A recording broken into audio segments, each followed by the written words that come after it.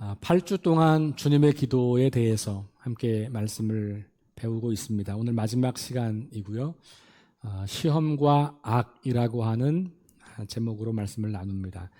오늘 읽은 13절의 후반부에 있는 그 송영 부분은 제가 첫 번째 하늘에 계신 우리 아버지여 그 부분을 다룰 때 함께 포함해서 다루었습니다. 그래서 하나님의 이름을 부르며 시작하고 하나님의 나라와 권세와 영광이 영원하다라고 하는 그 송영을 통해서 이 기도는 하나님 중심의 기도다라고 하는 말씀을 나누었고, 그리고 이제 6번에 걸쳐서 한 구절씩 그 기도의 내용들을 함께 살펴보고 있습니다.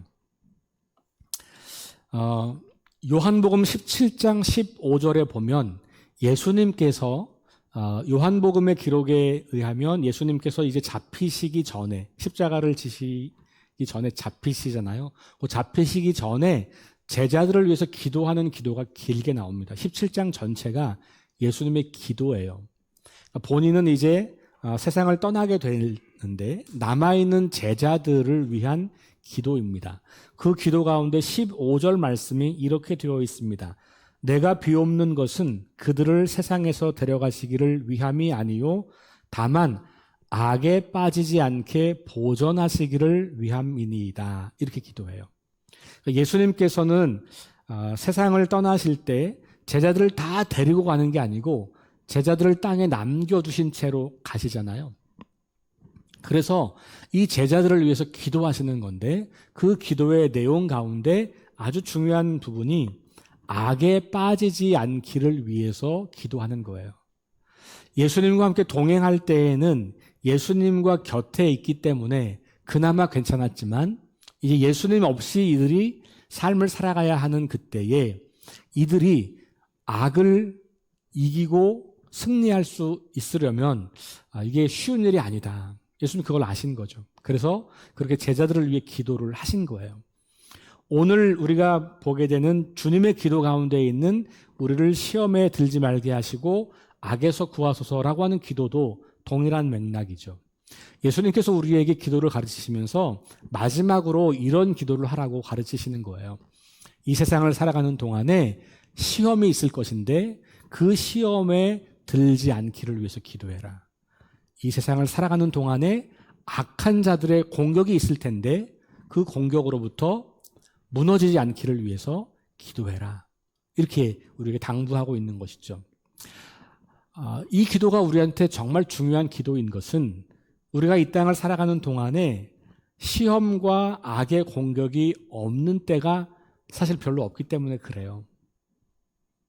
여러분들의 삶을 가만히 들여다보시면 어제 하루만 보아도 어제 눈을 떠서 눈을 감을 때까지 그 10시간 넘는 시간 동안 여러분들의 마음 속에, 생각 속에 혹은 관계 속에 찾아왔던 수많은 시험들, 그리고 거기에 넘어졌던 순간들, 그리고 악한 것들로부터 우리를 보호하지 못하고 무너졌던 그런 순간들이 있었을지 모르겠어요. 아마 크고 작은 정도의 차이가 있을 뿐이지 우리는 매일같이 그 시험과 악의 공격을 마주하고 있다. 그게 인생이다라고 말할 수도 있을 것 같습니다. 그러니까 우리가 인생을 살면서 시험을 당하거나 혹은 악한 것에 공격을 받는 것은 어쩌다 한번 가끔 있는 일이 아니라 우리 삶에 늘상 있는 일이라고 생각이 돼요. 그래서 인생의 변수가 아니고 상수예요. 이걸 일단 인정하는 게 되게 중요합니다. 나에게는 내가 잘못해서 넘어지는 경우도 있고 내가 잘못한 건 아니지만 이 세상이 완전히 깨어져 있고 망가져 있고 그리고 계속해서 악한 무리들이 우리를 공격하고 있기 때문에 우리가 거기에 대비하지 못하고 무참하게 짓밟힐 때가 있는데 이게 매일같이 반복되는 일상이기도 한 거예요. 이걸 우리 성경은 영적 전쟁을 수행한다 이렇게 이야기를 하는 거거든요. 오늘은 그래서 그 기도, 우리 그리스도인들의 영적 전쟁과 관련된 내용을 다루고 있는 이 기도를 보고 있는 겁니다. 제가 하나님 나라 이야기를 들을 때 우리가 이해하는 하나님 나라는 죽어서 가는 천당 개념만이 아니라 그것을 포함한 굉장히 큰 개념이다. 우리 기독교가 말하는 하나님 나라 개념은 이렇게 말씀을 드렸어요. 하나님이 처음 세상을 만드실 때 그것이 하나님 나라의 원형이라면 인간이 하나님을 등지고 자기가 주인 되어 살기 시작하면서부터 시작된 하나님과의 분리, 그래서 인간이 스스로가 왕이 되어서 살고 있으면서 그 하나님 나라를 경험하지 못하고 살게 되는 그런 세상 속에 하나님 직접 오셔서 우리가 사는 이 땅에 원래 만드신 그 하나님의 나라를 회복시키려고 하는 일을 하신다는 거죠. 그게 하나님이 행하시는 일, 구약 성경과 신약 성경 전체가 사실은 그 이야기를 하고 있는 거예요. 그것의 핵심이 예수님이 이 땅에 오신 사건이었고 예수님을 통해서 우리는 선명하고 명확하게 하나님 나라가 이 땅에 임한 것을 알게 되고 보게 되고 듣게 되는 거고 경험하게 되는 것이죠. 그리고 교회는 그 일들을 계속해서 수행하는 공동체로 이 땅에 존재하고 있는 거예요. 주님이 다시 오실 때 완성될 그 하나님 나라가 있기 전까지 우리는 미완성된 하나님 나라를 살고 있는 거죠. 다시 말하면 어떨 때는 하나님 나라를 경험하고 누리며 살지만 어떨 때는 세상 나라 속에 살고 있기도 하다라는 거예요. 이게 지금 중간기를 살고 있는 우리의 현실인 거죠. 그렇기 때문에 시험과 악이 존재하는 거예요. 만약에 지금이 하나님 나라가 완성된 거라면 시험과 악은 없어요. 근데 우리가 살고 있는 이 땅은 하나님 나라가 이미 시작되긴 했지만 아직 완성되지 않은 그것을 향해 가는 과정에 있기 때문에 어쩔 수 없이 이 망가진 세상과 여전히 이 세상에서 영향력을 발휘하고 있는 악한 마귀의 권세 아래 우리가 놓여 있기 때문에 우리는 시험을 받기도 하고 악의 공격을 받기도 하는 겁니다. 그러니 우리 그리스도인들의 인생은 이 땅을 평안하게 사는 인생이 아니라 끊임없이 싸워야 하는 존재로 살아가는 거예요.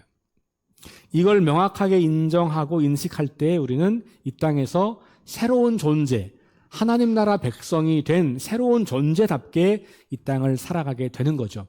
그걸 망각하는 순간 우리는 그냥 이 땅에서 이리 치이고 저리 치이면서 때로는 그냥 이 세상 속에서 자기도 그렇게 세상의 흐름 속에 자신을 맡기면서 다 그렇게 사는 거지 뭐 그러면서 더 이상 싸움을 하지 않게 되죠. 그러면 우리는 새로운 정체성을 부여받은 존재답게 살지 못하는 것이고 그럴 때 하나님과 우리 사이의 관계는 다시 멀어지게 되는 거죠.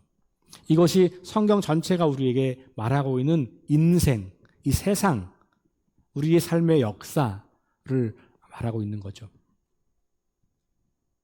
그래서 우리는 이 기도, 시험에 들지 말게 하시고 악에서 구해주세요라고 하는 기도가 정말 절실한 기도일 겁니다. 이 기도를 하루라도 드리지 않는다면 우리는 끊임없이 시험과 악에 무너지는 연약한 존재인 것을 경험하고 있습니다. 이 기도 안에 저는 4가지 의미를 좀 발견해서 나누려고 합니다. 첫 번째는 시험은 하나님께로부터 오는 게 아니다라는 거예요. 많은 분들이 어려운 일을 당하면 하나님 왜 나한테 이런 시험을 주시나 이렇게 질문하세요. 그런데 그 질문은 성경적으로 보면 맞는 질문이기도 하지만 틀린 질문이기도 해요. 왜냐하면 우리 성경이 시험으로 번역한 단어가 원어로는 시험이라는 의미도 있고 유혹이라는 의미도 있어요. 그래서 어떤 경우에는 유혹으로 번역해야 정확할 때가 있어요. 예수님께서 기도하셨던 이 시험에 들게 하지 마시옵고라고 하는 이 단어는 유혹으로 번역하는 것이 더 맞습니다. 그런 의미에서는 유혹을 하시는 분이 아니다라는 거고 이걸 선명하게 말하고 있는 본문은 야고보서 1장 13절부터 15절입니다. 우리 함께 찾아서 읽겠습니다. 신약성경 저 후반부로 가시면 야고보서라는 책이 있습니다.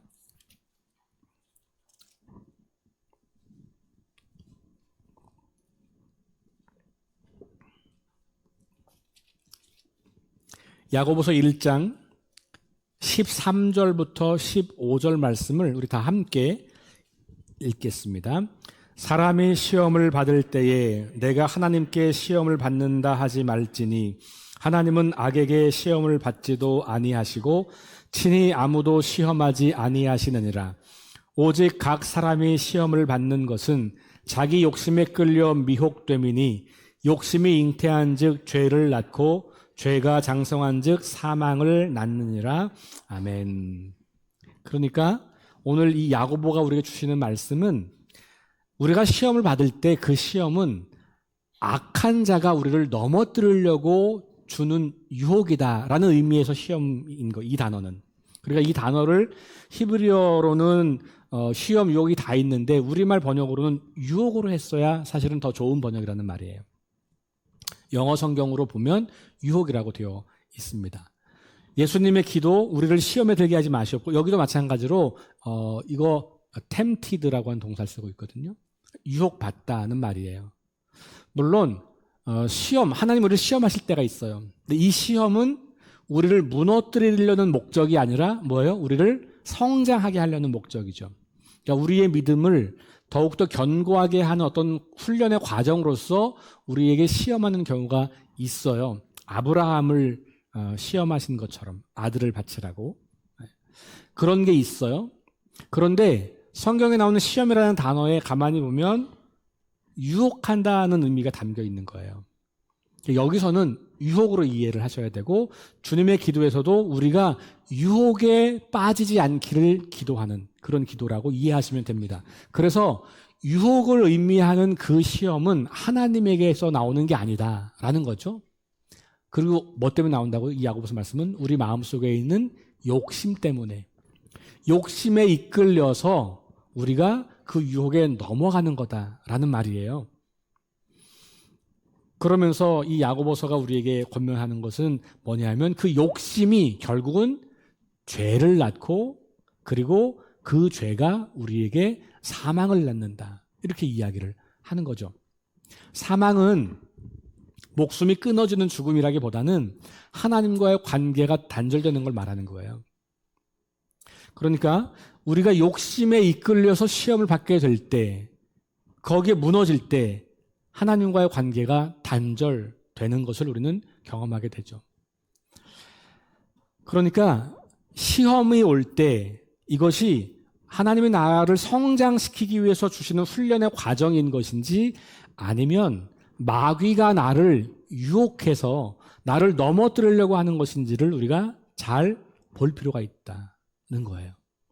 그래서 유혹은 하나님으로부터 오는 게 아니다.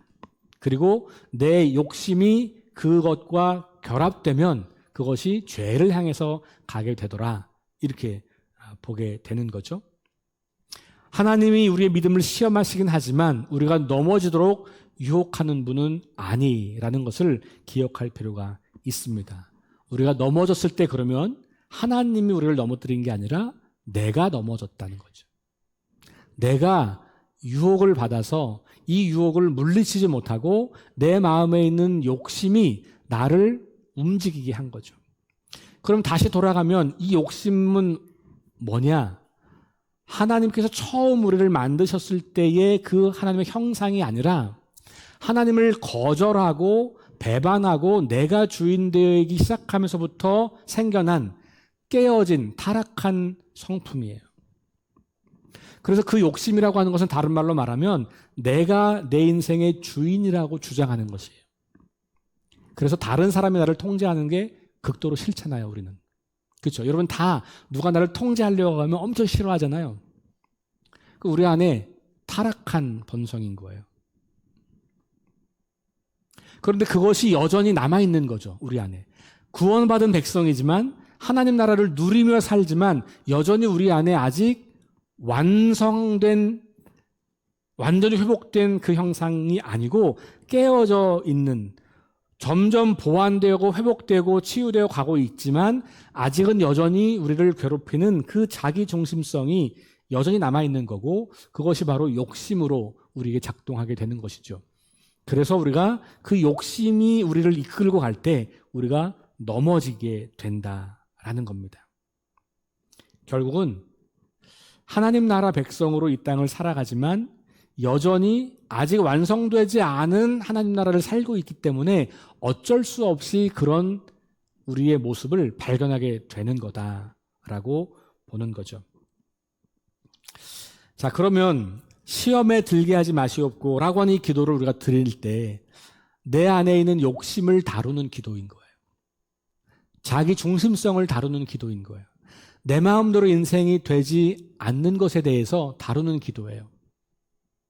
그걸 다루지 못하면 우리는 화가 나기도 하고 사람들에게 상처를 주기도 하고 혹은 마땅히 가지 말아야 할 곳에 가기도 하고 마땅히 하지 말아야 할 일을 행하기도 하고 그러면서 우리의 삶이 점점 망가져가는 거고 회복하려고 했던 그 하나님의 구원의 은혜와는 반대로 우리 인생이 가게 되면서 점점 망가져가고 하나님을 떠나게 되는 그런 결론을 맞이하게 되는 거죠. 그러니까 우리가 걸려 넘어지는 덫은 타락한 본성, 더 회복되어야 하고 완성되어야 하는 그 깨어진 영역 가운데서 나오는 것이다 라고 하는 것을 우리가 볼 필요가 있는 겁니다. 그래서 이것은 우리가 주님 앞에 갈 때까지 계속 이어지는 싸움일 거예요.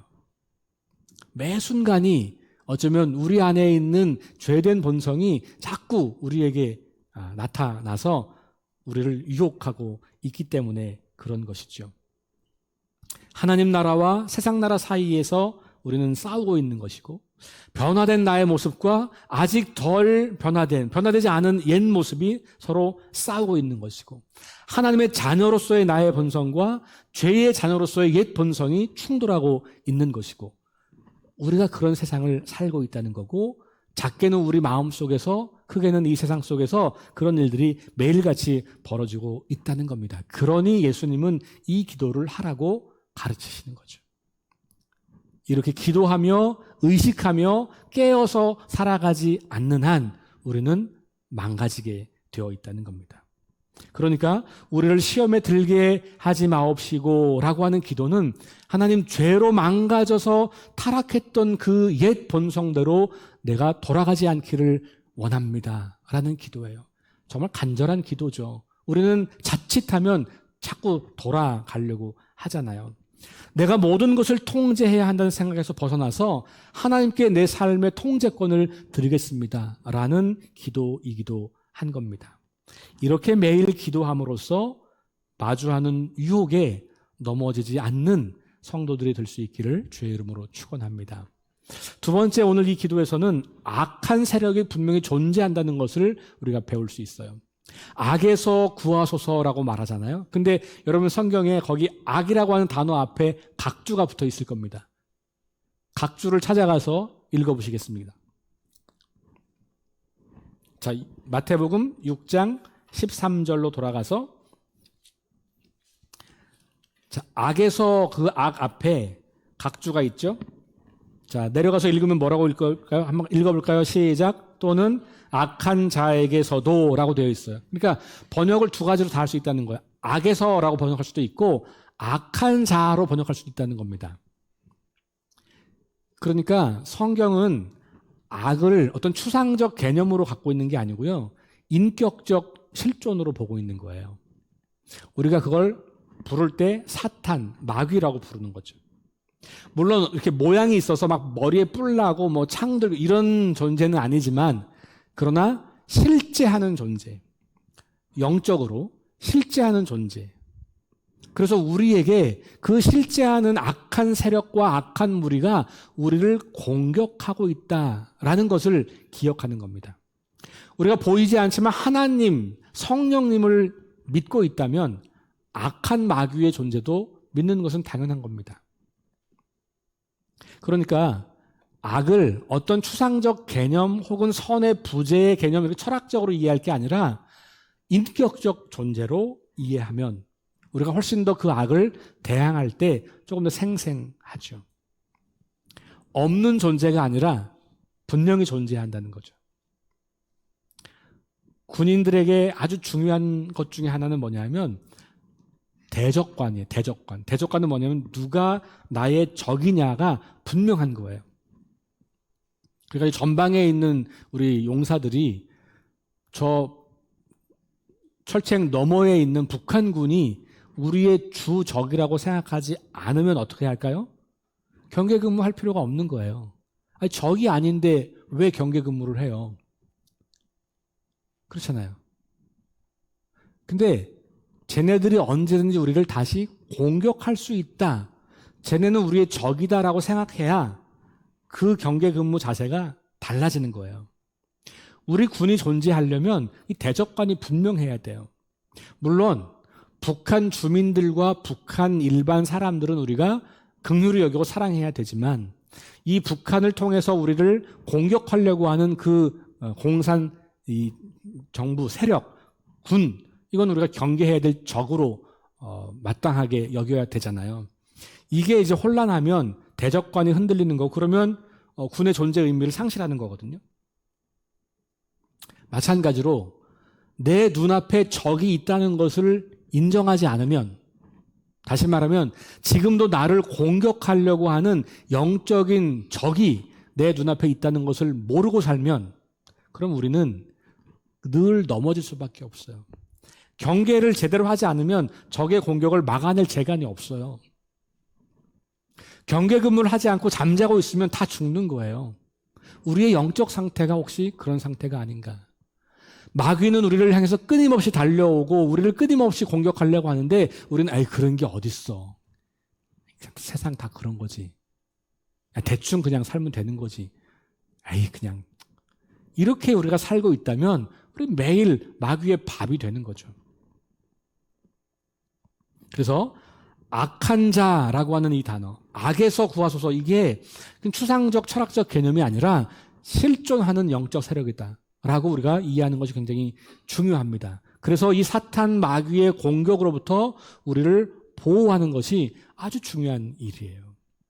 근데 사탄의 특징은 참소하는 자, 이렇게 성경은 말하고 있죠.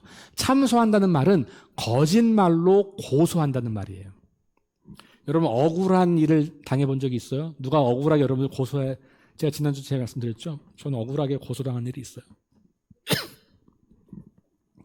우리 가족이 그런 경험도 있고 저 개인적으로도 부대 일을 하다가 그런 경험이 있기도 하고, 그래서 제가 우리 법무참모 앞에 가가지고 조사도 받고 그랬어요. 우리 법무장교가 저한테 목사님 제가 지금부터 피의자라고 부를 건데 뭐 이렇게 말씀을 하셔서 제가 그러지 마라. 내가 그래도 목사인데 목사라고 불러주면 안 되냐. 안 된다는 거예요. 그 옆에 법무참모가 같이 있었는데 법무참모가 그렇게 하라고. 그래서 제가 피의자는 이렇게 질문 안 하고 목사님은 이렇게 질문 당했죠. 어쨌든 지금 이렇게 웃으면서 이야기할 수 있지만 그때 너무 괴로웠거든요. 누군가 거짓말로 나를 참소할 때, 누군가 거짓말로 나를 고소할 때, 그때 우리는요 정말 우리 마음에 불이 나잖아요. 그래서 우리가 그 공격에 넘어지면 우리가 죄를 짓게 되는 거예요. 그러니까 마귀는 늘 우리를 속입니다. 우리를 공격할 때 가장 좋은 공격 무기는 속임수예요. 거짓말. 그래서 여러분들이 사람들의 이야기를 들을 때도 그 말을 다 믿기가 어려울 때가 많아요. 특별히 누군가 다른 사람 이야기할 때는요 다 믿으시면 곤란해요. 마귀가 그때 틈을 이용해서 우리를 공격합니다. 교회를 분열시키려고, 사람 사이를 이간질시키려고, 우리의 관계를 깨뜨리려고 공격하는 거일 수 있어요. 여러분 어쨌든 악한 세력이 분명히 존재한다는 것을 기억하는 것, 우리 눈앞에 적이 분명하게 있다고 하는 것을 기억하는 것 굉장히 중요하다. 그 기도예요. 악에서부터 나를 구해주세요. 자, 그렇다면 이 두 이야기를 종합해보면 우리가 살고 있는 이 세상은 전쟁터라는 거예요. 이 비유가 좀 좋진 않아요. 너무 부정적이고 너무 세서 좋진 않지만 이건 현실이에요. 어쩔 수 없어요. 나는 매일매일 전쟁을 수행하며 살아가는 군인의 삶을 살고 있는 거죠. 바울이 그러니까 우리가 그리스도의 좋은 군사라고 이야기하잖아요. 바울이 군사, 그래서 막 전신갑주 입으라고 이야기하잖아요. 그게 뭡니까? 영적 전쟁을 수행하는 그 무장된 군인으로서의 비유를 하고 있는 거잖아요. 그 성경은 우리가 그냥 평안한 시대를 살고 있는 그런 사람이라고 이야기하기보다는 전쟁을 수행하는 전쟁터에서 살아가는 존재들이다. 이렇게 이야기를 하는 거예요. 다시 이미 시작되었지만 아직 완성되지 않은 하나님 나라를 살기 때문에 그런 거예요. 그러니까 하나님 나라 개념을 잘 이해하고 계시면 이런 것들이 충분히 이해가 되고 납득이 되는 거죠. 그럴 수밖에 없는 현실이라는 거예요. 제가 이제 할아버지가 돼가지고 다시 갓난아기를 막 이렇게 이제 가끔씩 보잖아요. 이제 이 아이가 살아가는 이 시간이 전쟁터더라고요. 처음에는 이렇게 방바닥에 누워만 있잖아요. 근데 이제 얘가 힘이 좀 생기면서 몸을 뒤집잖아요. 한 번에 안 되죠. 뒤집는 일을 수없이 반복해요. 그 뒤집다가 어떻게 해요? 다시 뒤집는 게 또 안 돼가지고 또 낑낑대고 울다가 소리치다가 엄마가 뒤집어주면 뭐 그러다가 그것도 연습하는 거잖아요. 그러다가 기는 연습, 앉는 연습, 서는 연습. 그래서 1년이 좀 넘으면 이제 서게 되잖아요. 근데 그 1년 사이에 이 아이는 치열한 전투를 수행하고 있는 거예요. 내가 건강한 사람으로 스스로 서서 살 거냐, 아니면 평생 누워서 있을 거냐. 사실 그 싸움 하는 거예요. 만약에 이 아이가 너무 힘들어서 고통스러워서 나 이제 그만 뒤집을란다. 그냥 냅둬라. 아니면 그냥 이렇게 앉아있다가 막 일어서다 넘어져 막 머리 막 부딪히니까 나 이제 너무 힘들어서 막 이제 안 일어설 거야. 그냥 냅둬. 그러면 우리처럼 건강하게 자라서 성장한 어른이 될 수가 없잖아요. 그죠? 그 유혹이 그래서 진짜 그런 유혹이 있는지 모르겠어요. 애기가 누워서 나 내일은 이제 안 할 거야. 이런 생각 하는지 모르겠으나 마치 그런 거. 우리가 하루하루 살아가는 건 사실은 끊임없이 우리는 더 건강한 삶, 더 온전한 인생이 되기 위해서 싸우는 과정인 것 같아요. 근데 우리 그리스도인들에게는 말씀드리지만 새로운 정체성, 새로운 옷, 하나님 나라 자녀, 하나님 나라 백성이라고 하는 새로운 정체성을 부여받고 그 정체성에 걸맞는 인생을 살아가면서 그 정체성에 합당한 존재로 성장해 가는 거죠. 우리가 구원받았다고 하는 말은 과거형으로 끝나버리면 안 돼요. 구원은 성경에서 3가지 시제가 다 있어요. 과거형 구원받았다, 현재형 구원받고 있다, 미래형 구원받을 것이다 하는 말이 다 나와요. 그러니까 우리 기독교가 이해하는 구원은 한 번 믿으면 끝, 이게 아닌 거예요. 그 얘기는 태어나면 끝, 이거랑 똑같은 얘기예요. 사람이 어떻게 태어나면 끝이에요? 태어나서 계속 자라고 성장해서 건강하고 능력 있고 영향력 있고 이 사회에서 의미 있는 일을 하는 성숙한 존재가 되어가는 거잖아요. 하나님 나라 백성으로 구원받아 거듭나서 백성으로 된 그 순간부터 우리는 계속 뒤집기 시도하는 거예요. 계속 기려고 애쓰는 거예요. 계속 앉아보려고 수고하는 거예요. 계속 혼자 서보려고 애쓰는 겁니다. 그 과정을 우리는 평생 하는 거예요. 그러다가 우리가 그런 싸움을 끊임없이 해나가면서 저도 그게 끝이 아니고 다시 일어나고 넘어져도 또 한 번 일어나고 끊임없이 반복하면서 우리는 온전한 그리스도인으로 하나님 나라의 건강한 백성으로 세워지고 그러면 우리가 하나님 나라의 일을 하는 사람, 능력 있는 그리스도인이 되어가는 거죠. 그러니까 우리가 영적 싸움을 하고 있는 존재다라고 하는 것을 기억하는 거죠. 자, 그러면 군인에게 싸움을 잘하려면 뭐가 중요해요? 무기도 중요해요. 더 중요한 건 훈련. 여러분들은 다 싫어가지고 그 말을 말하지 않죠. 훈련 받는 거 싫잖아요. 훈련하지 않는 군인은 아무리 좋은 무기를 갖다 놔도 쓸모없어요. 훈련해야 돼요. 그러니까 우리가 이 땅을 살아가면서 우리는 훈련하는 거죠. 우리 예배를 드리고 말씀을 읽고 기도하고 또 선을 행하고 또 사람들과 관계에서 다시 화해하려고 애를 쓰고 또 뭔가 내 마음속에 있는 분노와 이런 감정들에 대해서 풀고 용서하려고 하고 이 모든 행동들은 결국은 다 훈련을 하고 있는 거죠. 더 성숙한 그리스도인으로 살아가는 이 영적 전쟁에서 패배하지 않고 승리하며 계속해서 그 삶을 이어갈 수 있기를 위해서 기도하는 겁니다. 물론 예수님께서 십자가에 달려 죽으시고 부활하심으로써 완전한 승리를 우리에게 주셨어요. 그래서 악의 세력은 다 망했다라고 보는 거예요. 그런데 현실에서는 패잔병들, 얘네들이 남아서 계속 공격해요. 그러니까 전쟁으로 보면 미군이 이라크 전에서 승리를 선포하고 다 귀국한 다음에도 계속 전투는 수행됩니다. 승리를 선언했지만 뒤에 끝없는 전투가 이어지죠. 그러니까 사실 승리 선언한 이후부터 죽은 미군들이 굉장히 많거든요. 마치 그런 것처럼 이미 하나님께서는 예수님의 부활을 통해서 우리에게 승리를 선포하셨습니다. 그래서 우리는 승리하는 사람, 승리자예요. 그런데 여전히 그 패잔병들이 게릴라 작전을 통해서 우리를 공격하는 거예요. 비유적으로 말하면 그렇다는 겁니다. 그러니까 이 세상을 하나님이 다스리긴 하지만 여전히 아직 완성된 하나님 나라가 아닌 이 땅에서는 여전히 패잔병들의 간헐적인 공격들이 우리를 괴롭히고 있고, 그러다가 어느 순간 우리의 약점을 발견하고 그것을 공격해서 우리를 잡아먹으려고 하는 이 일들이 끊임없이 벌어지고 있는 것이 이 세상이라고 하는 거예요. 이게 영적 전쟁터라고 하는 현실입니다. 근데 우리가 방금 말씀드린 것처럼 그럼에도 불구하고 우리가 담대할 수 있는 것은 이 전쟁이 하나님께 속한 전쟁이기 때문에. 그러니까 우리는 좀 자주 넘어지고 자주 패배하고, 그래서 이렇게 작은 전투에서는 우리가 지고 있지만 큰 영역에서는 승리하신 하나님 안에서 우리가 그 일들을 이루어가고 있는 거여서 이 믿음을 갖는 게 되게 중요해요. 이 전쟁은 내 전쟁이 아니고 하나님께 속한 것이다. 그래서 하나님을 신뢰하고 하나님을 붙잡고 그 하나님을 우리 대장으로 삼을 때 우리가 승리할 수 있다.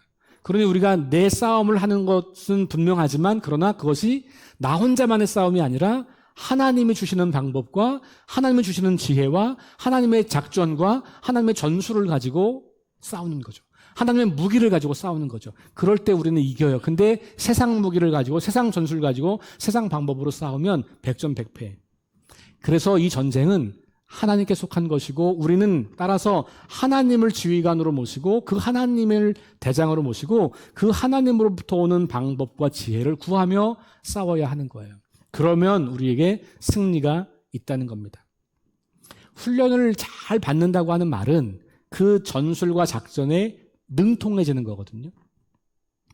우리가 영적 훈련을 잘 받는다는 것은 하나님의 작전 명령에 능통해지는 거예요. 그 하나님의 작전 명령을 잘 이해하고 그것을 수행하게 되는 것이죠. 평시에 그래서 훈련을 많이 하는 것은 그 작전 명령을 가지고 계속 반복해서 똑같은 걸 연습하는 거거든요. 우리 매일매일 그거 연습하는 겁니다. 그래서 우리는 이 전쟁을 싸우면서 하나님께 속한 것을 분명히 고백하고 내 방식, 내 방법, 옛 본성이 말하는 방식이 아니라 하나님의 방식으로 싸우려고 해야 한다는 거죠. 우리를 대신해서 싸우고 계시는 그 하나님을 붙잡고 그 하나님을 의지하고 그 하나님이 주시는 방법대로 싸워서 승리하는 저와 여러분 될 수 있기를 주의 이름으로 축원합니다. 베드로 사도의 경고 한마디만 드리고 말씀을 맺겠습니다. 근신하라, 깨어라. 너희 대적 마귀가 우는 사자같이 두루다니며 삼킬 자를 찾나니 너희는 믿음을 굳건하게 하여 그를 대적하라. 너희 대적 마귀가 우는 사자같이 두루다니며 삼킬 자를 찾고 있다. 우리를 유혹에 무너지게 하고 악에게 무너지게 하는 그 공격이 실제로 있다는 것이죠. 그걸 인식하고 근신하고 깨어서 믿음을 굳게 하고 주님과 함께 싸워 나가는 우리 모두가 될 수 있기를 주의 이름으로 축원합니다.